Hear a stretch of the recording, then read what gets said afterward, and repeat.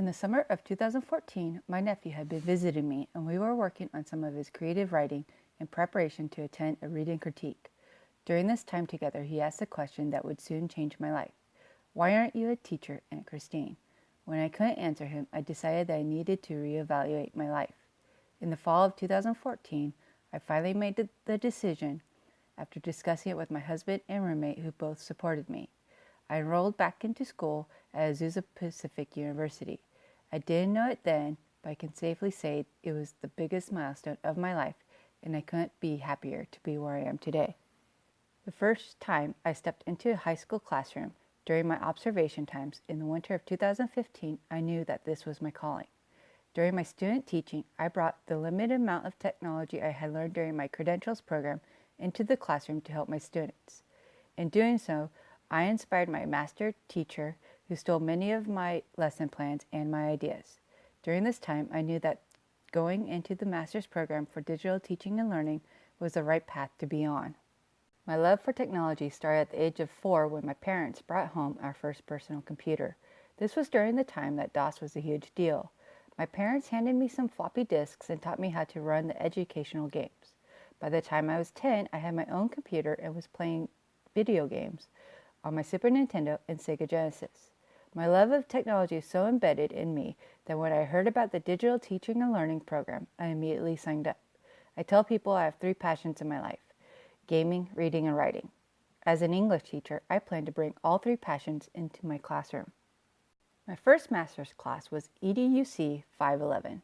In this class, I got familiar with 2 main programs, LiveBinder and Symbaloo. To this day, I still use Symbaloo for both personal and professional needs. The page is my homepage on my browser, and I have encouraged my husband to use the tool, who started to use it for all his needs in the military.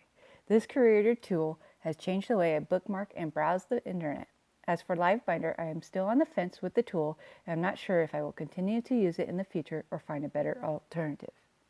In 512, I discovered even more educational apps and tools to use in the classroom. In the final project, I built a web quest based off a writing assignment I gave to my students during my student teaching. When I first learned about WebQuest during my curricular program and built one up, I didn't know what I was doing, and my project was lame and too much work for the average student. I feel confident now after taking 512 that I now know why I'm doing, and I plan on using the WebQuest I built in my future classes. EDUC 514 was my absolute favorite class. I have dabbed in video as a hobby over the years and have always wanted to learn more professional ways of creating a video. In the class, I discovered the different special effect apps to use for videos and branched off on my own and learned how to make my own special effects with Adobe After Effects. I also got to view the different tools like a drone for use of a video.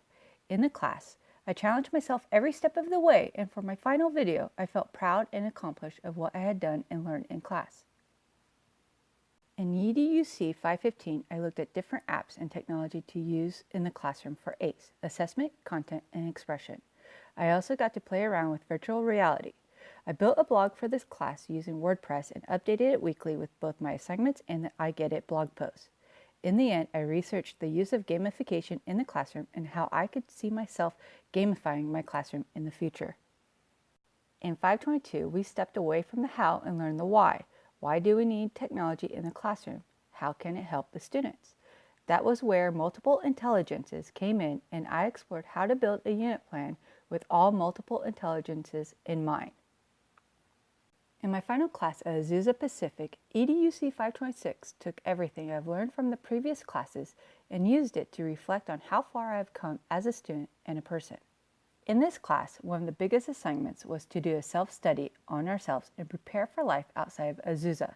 I struggled at first to come up with an idea, and in the end, I decided to work on my original manuscript and how I can beat the selective writer's block I have been struggling with for years. I encountered some setbacks, but I do know that I am on the right path so that when I finish up here at Azusa, I have something to look forward to doing again, getting back into my own creative writing.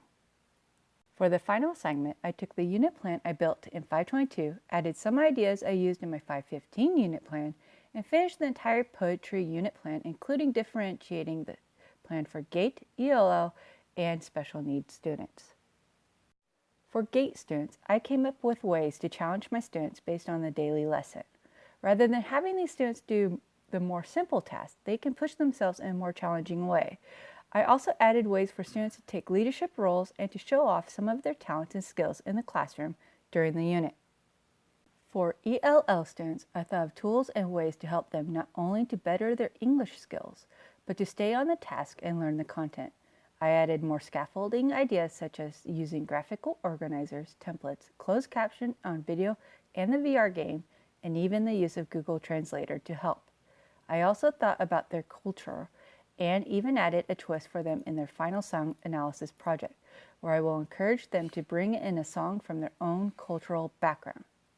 Finally, for the special needs students, I looked at each lesson and figured out ways to help different types of students ranging from the hearing and visual impaired to ADHD students and those students with behavioral problems to students who suffer from some form of learning disability.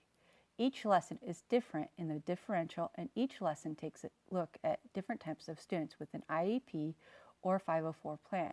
Some lessons were changed minimally just by adding an exercise ball for an ADHD student to sit at while they work at their desk.